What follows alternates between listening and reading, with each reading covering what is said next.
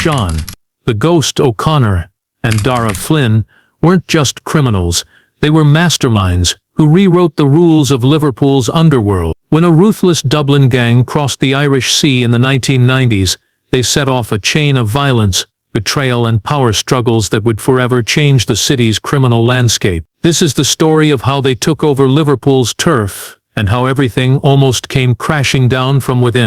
In the early 1990s, Liverpool was a city marked by its gritty streets and tough neighborhoods, where crime was part of everyday life. Local gangs had controlled the city's underworld for decades, running drug markets, extortion rackets, and underground gambling rings. These gangs had established clear territories and ways of doing business that, while dangerous, were predictable. The police knew who the key players were. The criminal world had its own rough but understood rules. However, across the Irish Sea, something new was brewing that threatened to upend all of this. In Dublin, a city also struggling with poverty and unemployment, a new breed of criminals was emerging. Among them was Seán the Ghost O'Connor, a man who had earned his nickname because of his ability to move unseen, operate silently and vanish before anyone could catch him. Seán wasn't just any gangster, he was smart, calculating, and ruthless. His ambitions stretched far beyond the city limits of Dublin.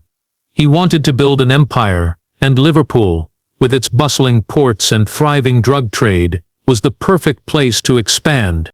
Unlike other gangs who sought quick power through flashy violence or intimidation, Seán and his men worked quietly and carefully. They understood that to take over a city's criminal underworld, it wasn't enough to simply use force. They had to infiltrate, gain influence, and control the key points of Liverpool's illegal economy. To do this, they first had to cross the Irish Sea and settle into communities that already had strong Irish roots. This allowed them to blend in and avoid immediate suspicion from local gangs and law enforcement. In the beginning, their presence went largely unnoticed. The gang's members took on legitimate jobs in pubs, clubs, and small businesses, building connections and learning the local streets. This slow, patient approach was a stark contrast to the explosive violence that would later define their takeover. Seán's vision was strategic: dominate the drug trade through control and manipulation, rather than reckless brutality. However, beneath this calm surface, the Dublin gang was preparing for war. They began quietly buying up key locations and recruiting local youths, who were eager for the money and power that came with gang membership. Their methods were subtle but effective, and their influence began to spread. As they grew stronger, the existing Liverpool gangs grew uneasy, sensing that this quiet invasion could not last forever. What started as a small group of outsiders had the potential to dismantle Liverpool's criminal hierarchy. Seán, the Ghost O'Connor, was ready to change the game, and soon, the city's underworld would face a challenge it had never seen before. The Irish connection was coming, and with it, a wave of violence, betrayal, and power struggles that would shake Liverpool to its core. After crossing the Irish Sea, the Dublin gang began their careful and deliberate infiltration of Liverpool. Unlike many criminal groups that announced their arrival with violence and chaos, Seán, the Ghost O'Connor's crew moved quietly. They understood that making a loud entrance would alert the local gangs and the police, potentially costing them everything before they had a foothold. Instead, they chose to embed themselves into the city's Irish communities, where their accent and background would allow them to blend in more naturally. The gang members took on everyday jobs in pubs, clubs, and local businesses, places where they could observe the city's social dynamics and begin building relationships. These legitimate fronts were crucial, not just for money laundering, but for gathering intelligence on rival gangs, police movements, and potential allies. Their presence was initially unremarkable, seen as just another group of Irish immigrants looking for work and opportunity in a foreign city. But beneath this ordinary surface, the gang was quietly mapping out the city's criminal landscape, identifying weak spots and pockets of influence that could be exploited. Seán and his lieutenants understood that taking control of Liverpool's lucrative drug trade wouldn't be as simple as showing up with guns. They needed to weaken the existing power structures from within. To do this, they began subtly expanding their influence by providing protection and services to smaller gangs and independent dealers who were unhappy or dissatisfied with the local kingpins. This tactic created divisions and unrest among Liverpool's established criminals, many of whom underestimated the newcomers at first. Slowly but surely, the Dublin gang started to make moves. They secured control over a handful of nightclubs and pubs, which quickly became hubs for their operations. These venues served as meeting points for drug deals and money exchanges, as well as places to recruit loyal members.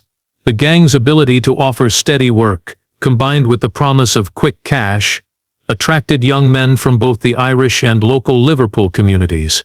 This growing recruitment pipeline gave the gang fresh muscle to enforce their will and defend their interests.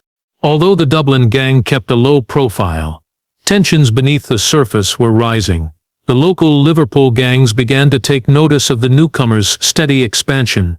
What at first seemed like harmless competition soon felt like a direct threat to their control. Skirmishes and violent confrontations erupted sporadically, signaling that the uneasy peace was cracking. Yet the Dublin group remained patient, knowing a full-scale turf war would come in time, but only when they were ready. This quiet invasion was only the beginning. Behind closed doors, Seán was already planning the next phase of his campaign, one that would change Liverpool's criminal underworld forever. The Dublin gang's strategy of blending in, gaining influence, and building power in the shadows was working. But as the local gangs realized what was happening, the city was heading toward a violent clash that would shake Liverpool to its core. The uneasy peace between the Dublin gang and Liverpool's established criminal groups shattered as tensions reached a boiling point. What had started as subtle moves and quiet infiltration turned into open hostility. The local gangs, realizing they were losing ground to the newcomers, decided it was time to fight back. Small disputes over drug routes and territories quickly escalated into full-blown confrontations. Streets, alleyways, and even public places became battlegrounds, with violence erupting in unexpected moments and locations. The Dublin gang, led by Seán, the Ghost O'Connor, was prepared for this escalation. They had not come all this way to be pushed out by local rivals. Unlike the cautious approach they had taken before, now they shifted gears. The gang's members became more visible and more aggressive, using brutal force to send a clear message that they were not to be underestimated. Gunfire replaced whispered threats, and scars began to tell stories of the battles fought in the shadows. This violent phase surprised many in Liverpool. The city was no stranger to gang conflicts, but the ferocity and methodical nature of the Dublin gang's attacks were unlike anything seen before. Their reputation for ruthless efficiency spread quickly. Unlike some local gangs that acted out of anger or revenge, Seán's group operated with cold calculation. They targeted rival leaders, dismantled rival supply chains, and systematically weakened anyone who stood in their way. The violence was precise, not random, designed to disrupt and dominate. As the battles grew more intense, innocent bystanders found themselves caught in the crossfire. Shootings spilled into crowded areas, increasing public fear and prompting urgent calls for stronger police action. But the gangs were well aware of the risks and adapted quickly, using backstreets, abandoned buildings, and hidden corners for their operations. The city's authorities struggled to keep pace with the rapid and shifting nature of the conflict. Despite the chaos, the Dublin gang's control over certain areas continued to grow.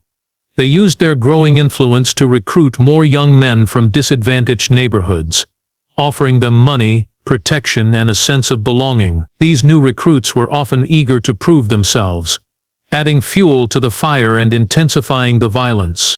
The turf war was no longer a secret.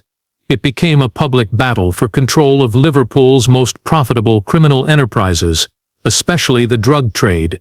The established gangs found themselves outmatched in strategy and brutality, and the balance of power began to tilt. Seán's vision of dominance was starting to come true, but the cost was high, both for the gang members and for the city itself. Liverpool was becoming a city under siege, with its underworld forever changed by the arrival of the Irish connection. As the violent turf war raged on, the Dublin gang knew that controlling the streets was only part of the battle. To truly dominate Liverpool's underworld, they needed to secure a steady and reliable supply of drugs. Without a constant flow of narcotics, their power would quickly fade. Seán the Ghost O'Connor and his team focused on building a sophisticated smuggling network that would bring vast quantities of cocaine and heroin into the city. The gang's smuggling operations relied heavily on Liverpool's busy docks, a place filled with thousands of shipping containers arriving from all over the world every day.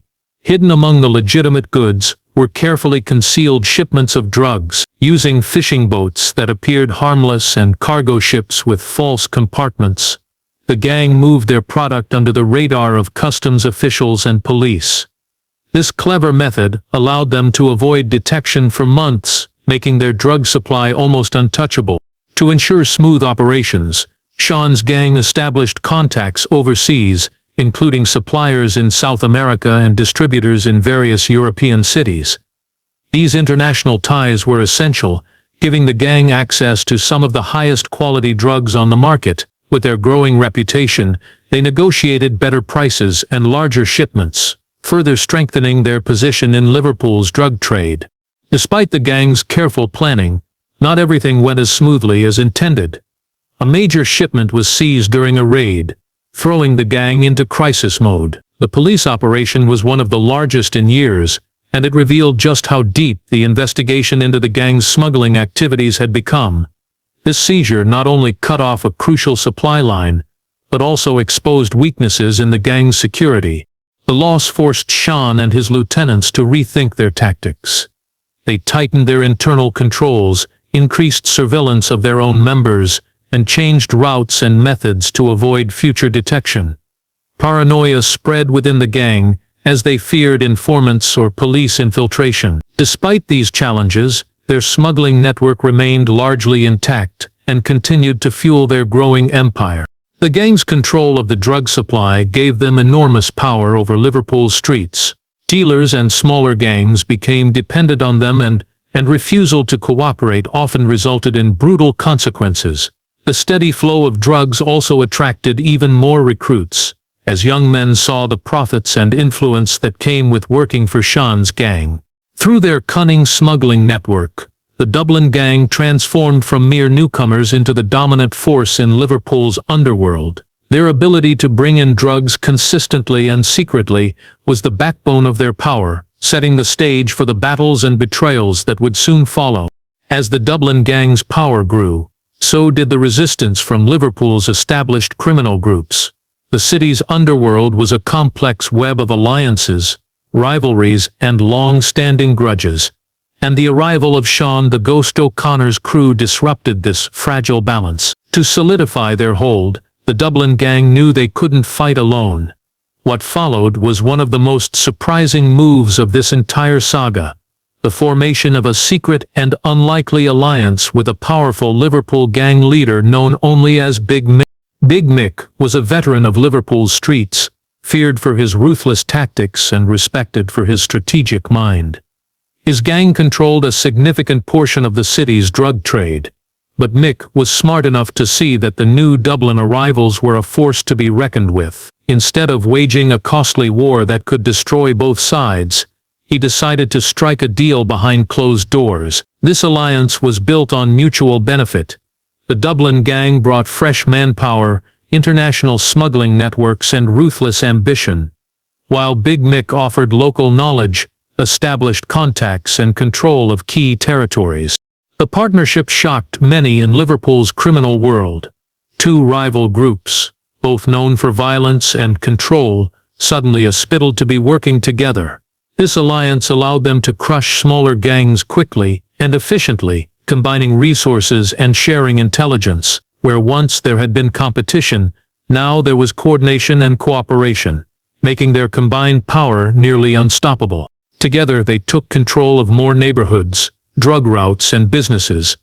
Nightclubs, pubs, and even some legitimate enterprises came under their influence, creating a network of fronts that helped launder money and expand their reach. The alliance also allowed for more efficient enforcement, Anyone who resisted was swiftly dealt with, often in brutal fashion.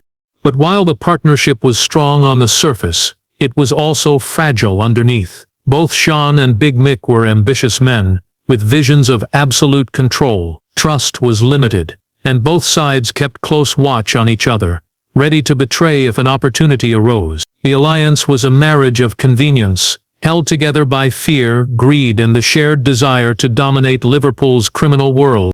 Despite the tensions, this alliance marked a turning point. The combined forces of Dublin and Liverpool gangs altered the balance of power dramatically. Smaller gangs were squeezed out, the drug trade consolidated, and violence increased as the new power structure took hold. But as the city watched this uneasy peace, few realized that the efficient enforcement, anyone who resisted was swiftly dealt with, often in brutal fashion. But while the partnership was strong on the surface, it was also fragile underneath. Both Seán and Big Mick were ambitious men, with visions of absolute control. Trust was limited, and both sides kept close watch on each other, ready to betray if an opportunity arose. The alliance was a marriage of convenience, held together by fear, greed, and the shared desire to dominate Liverpool's criminal world. Despite the tensions, this alliance marked a turning point. The combined forces of Dublin and Liverpool gangs altered the balance of power dramatically. Smaller gangs were squeezed out, the drug trade consolidated, and violence increased as the new power structure took hold. But as the city watched this uneasy peace, few realized that the biggest betrayals and bloodshed were still to come, threatening to tear the alliance apart and shake the underworld to its foundations. As the alliance between Seán the Ghost, O'Connor's Dublin gang, and Big Mick's Liverpool crew grew stronger, cracks began to appear beneath the surface. The pressure of maintaining control over such a vast criminal empire created tensions and paranoia. Trust became a rare commodity, and it was only a matter of time before betrayal shattered the fragile peace. One of Seán's closest and most trusted men, Kevin Malone, became the key figure in this unraveling. Kevin had been with the gang from its early days in Dublin and was known for his loyalty and sharp mind. But under the relentless pressure from police investigations and the dangers of the turf war, Kevin made a dangerous choice. Secretly, he became an informant for the police, feeding crucial information about the gang's operations and movement. Kevin's betrayal was a devastating blow. The police used his inside knowledge to launch a series of raids, seizing drugs, weapons, and money. Several key members of the gang were arrested, including some who had been instrumental in building the smuggling network. The seizures not only cut into the gang's profits, but also exposed their vulnerabilities. The carefully built empire that Seán had worked so hard to construct suddenly looked fragile. Within the gang, suspicion and fear spread like wildfire. No one knew who could be trusted anymore.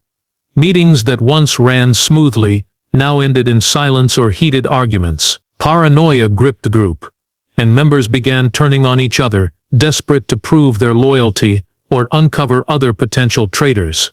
Friendships shattered, and long-term alliances broke down as the gang struggled to contain the damage. The betrayal also put the alliance with Big Mick's Liverpool gang under immense strain. The police crackdowns affected both sides, and the mutual suspicion grew. Each leader questioned whether the other was withholding information or planning a move to seize full control. The once powerful partnership that had reshaped Liverpool's underworld was now on the brink of collapse. Outside the gang, the city noticed the shift. Violence temporarily subsided as the gangs reeled from the arrests and internal chaos. But this calm was deceptive. The gang's enemies saw the opportunity to strike back. Sensing weakness, the Dublin gang's hold on Liverpool began to slip, and rival groups moved to reclaim lost territory. Kevin Malone's betrayal had nearly destroyed everything Seán and his crew had built. It was a harsh reminder that in the brutal world of organized crime, loyalty is fragile and betrayal deadly. The gang faced a crossroads: rebuild from the ashes or fall apart under the weight of their enemies and their own mistrust. The coming months would test their survival like never before. The fallout from Kevin Malone's betrayal ignited a brutal wave of violence across Liverpool streets. The gang was fractured, trust shattered, and the once coordinated power now splintered into factions, fueled by anger and fear. Retribution became the gang's grim priority. Anyone suspected of being an informant or showing signs of disloyalty faced swift and deadly consequences. The gang's revenge was ruthless and unrelenting. Ambushes were set in dimly lit backstreets and near docks where the gang once operated freely. These attacks were not just about punishing traitors, they sent a clear message to anyone considering betrayal. There would be no mercy. The violence wasn't limited to rival criminals or informants.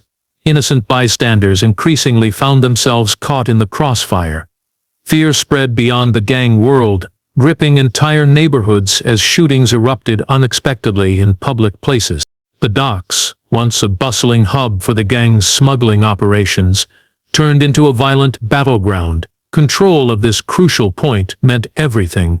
It was the gateway for drugs and weapons entering the city. Fierce firefights erupted over who would dominate the waterfront, with each side refusing to back down. The violence caused serious disruptions to Liverpool's port activity, drawing heightened police attention and public outcry. Amid the chaos, the gang's internal discipline weakened. Fractures between Seán, the Ghost O'Connor's loyalists, and those disillusioned or seeking their own power grew wider. Some members abandoned the gang altogether, while others plotted their own moves to seize territory or influence. The carefully constructed empire was crumbling from both outside attacks and internal betrayal. Local law enforcement struggled to respond.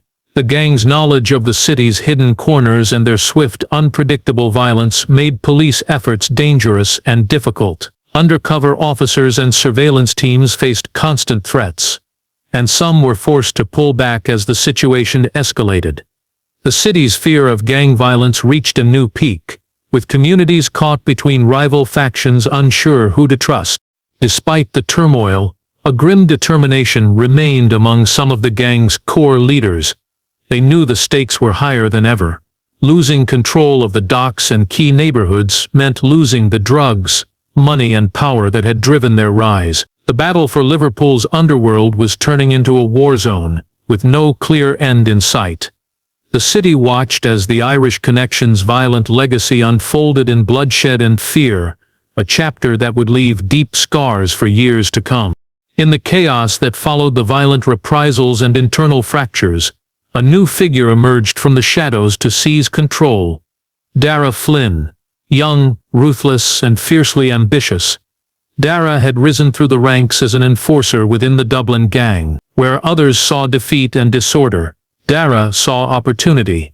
With Seán, the Ghost O'Connor's authority weakened and rival factions splintering, Dara moved quickly to unite the gang's scattered pieces under his command. Dara was different from the old guard. He combined a cold, calculated intelligence with a brutal willingness to use violence without hesitation. His reputation grew as someone who could get things done, no matter the cost. Unlike Seán, who had relied on strategy and patience, Dara preferred swift action and intimidation. This shift in style marked a new era for the gang. He started by eliminating those who opposed him or threatened to fracture the gang further. Rival leaders within the gang, who resisted his leadership, disappeared, whether through forced exile or more permanent means. This ruthless approach sent a clear signal to members that loyalty to Dara was not optional. At the same time, he worked to rebuild trust with local groups that had been alienated during the previous betrayals and turf wars. Dara knew that to consolidate power, he needed allies as much as muscle. Under Dara's leadership, the gang's operations became more efficient and deadly. The smuggling routes were reinforced, and the violence was controlled but unmistakably forceful. His ability to balance fear with loyalty drew in new recruits, many of them young men from struggling neighborhoods eager for power or protection. Dara also modernized parts of the gang's operations, using emerging technology to coordinate shipments and communications more securely, minimizing leaks and vulnerabilities. Though he was ruthless, Dara was also charismatic in his own way. His rise inspired a new generation within the gang, offering a vision of strength and unity amid the previous chaos. However, his aggressive tactics made him enemies both inside and outside the gang. Some viewed him as a tyrant, and whispers of rebellion began to circulate. Despite the risks, Dara Flynn's rise marked a turning point. He brought order to a fractured empire and renewed the gang's ambition to control Liverpool's underworld. His reign was ruthless, marked by bloodshed and loyalty, but it also restored a sense of purpose to a gang that had teetered on the brink of collapse. As the city watched, Dara's influence grew, setting the stage for the next major confrontation. This time not just with rival gangs, but with the growing force of law enforcement determined to end the violence once and for all. As Dara Flynn solidified his grip on Liverpool's underworld, law enforcement agencies intensified their efforts to bring the gang's reign to an end.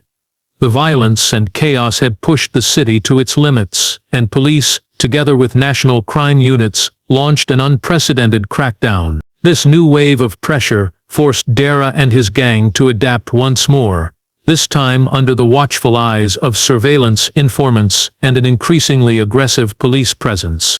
The police operation was multifaceted, combining undercover officers, wiretaps, and intelligence sharing between local and international agencies. Authorities worked tirelessly to identify key members of the gang and map out their networks. They targeted the gang's smuggling routes, seized shipments, and arrested lower-level operatives. However, the gang's leadership remained elusive, protected by layers of secrecy and deception. Dara's use of encrypted communication and trusted couriers complicated efforts to intercept messages or trace movements. Despite the setbacks, law enforcement made significant progress. Raids on warehouses and clubs disrupted the gang's operations, and arrests of mid-level commanders created fractures in the organization. Pressure mounted within the gang, and paranoia returned. Dara's control was challenged, as some members began to question whether their leader could keep them safe from the law. The balance of power inside the gang shifted yet again, with distrust spreading as members feared betrayal or arrest. The city itself was caught in the middle of this shadow war. Residents faced curfews, increased police patrols, and a growing sense of unease. The once hidden battles of the underworld spilled into public view, with news of shootings and arrests dominating headlines. Communities that had been battlegrounds for gang warfare now hoped for peace, but braced for further violence, as the police crackdown threatened to provoke desperate reactions. In response, Dara became more cautious and ruthless. He ordered hits on suspected informants and increased internal security measures to root out traitors. His paranoia led to a tightening grip on the gang, but it also isolated him from some allies. The more intense the police pressure became, the more violent and unpredictable the gang's behavior grew. This cycle of crackdown and retaliation pushed Liverpool's underworld to the edge. As the police closed in, Dara faced a difficult choice: continue a desperate fight to maintain power, or find a way out before the entire operation collapsed. The coming months would reveal whether the gang could survive the growing storm, or if their empire built on blood and betrayal was finally doomed. The Irish Connection was entering its most dangerous and decisive chapter yet. The final chapter of the Irish Connection saga unfolded with a dramatic and unexpected twist that shocked Liverpool's criminal world. As police pressure intensified and internal tensions escalated, the gang's empire was beginning to crumble. Dara Flynn, once the unstoppable force behind the gang's resurgence, found himself isolated and vulnerable. But the true threat came not from outside forces, but from within. A shocking betrayal that nearly destroyed everything the gang had fought to build. One of Dara's most trusted lieutenants, Liam the Hawk Byrne, had been secretly working as an informant for the police for months. Unlike Kevin Malone's earlier betrayal, Liam operated with extreme caution, feeding intelligence while carefully maintaining his cover. He had risen in the gang's ranks,